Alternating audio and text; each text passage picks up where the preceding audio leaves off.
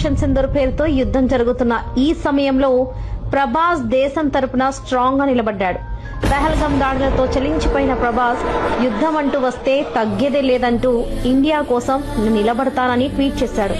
అవసరమైతే దేశం కోసం నా ఆస్తి మొత్తం ఇచ్చేస్తానని, దేశం కోసం ప్రతి ఒక్కరూ సైనికుడిలా మారాల్సి వస్తే ముందు వరుసలో నేనుంటానంటూ దేశం గర్వించే విధంగా మాట్లాడాడు ప్రభాస్ సైనికుల ప్రాణాలకి రక్షణగా ఉండాలని, వారికి అవసరమయ్యే బుల్లెట్ ప్రూఫ్ జాకెట్స్ ప్రతి సైనికుడికి అందాలని, అందుకు అవసరమైన విరాళాన్ని నేను స్పాన్సర్ చేస్తానని చెప్పడంతో ప్రభాస్ మళ్లీ వార్తల్లో నిలిచాడు. ప్రభాస్ కి డొనేషన్స్ ఇవ్వడం కొత్తేవి కాదు.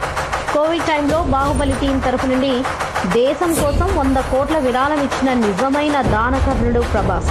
ఇంకా ప్రభాస్ డొనేషన్ లిస్ట్ చూసుకుంటే 2020 కోవిడ్ సహాయం కోసం ప్రధానమంత్రి రిలీఫ్ ఫండ్ కి 3 కోట్లు, Andhra Pradesh Telangana CM relief fund కి 2 కోట్ల చొప్పున మొత్తం 4 కోట్లు ఇచ్చారు. ఇక 2018 కేరళ వరదలు, కేరళ సీఎం రిలీఫ్ ఫండ్ కి 1 కోటి, 2021 ఆంధ్రప్రదేశ్ వరదలు, ఏపీ సీఎం రిలీఫ్ ఫండ్ కి 1 కోటి, 2024 వైనాడ్ ల్యాండ్ స్లైడ్ కేరళలో కేరళ సీఎం రిలీఫ్ ఫండ్ కి 2 కోట్లు.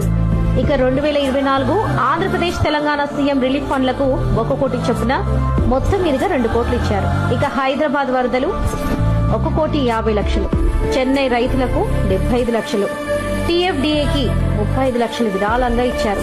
ఇవన్నీ అఫీషియల్ గా ఇచ్చినవే. ఇంతేకాకుండా 2020 కాజుపల్లి రిజర్వ్ ఫారెస్ట్ లో 1650 ఎకరాల ఫారెస్ట్ అడాప్ట్ చేసుకుని అక్కడ ఎకో పార్క్ డెవలప్మెంట్ కోసం 2 కోట్ల డొనేషన్ ఇవ్వడం కూడా జరిగింది. అందుకే ప్రభాస్ ని రియల్ లైఫ్ లో కూడా హీరో అంటారు. నిజమైన మనసున్న మహారాజురా మా ప్రభాస్ అని ఫ్యాన్స్ చొక్కాలు ఎగిరేసుకుని తిరుగుతారు.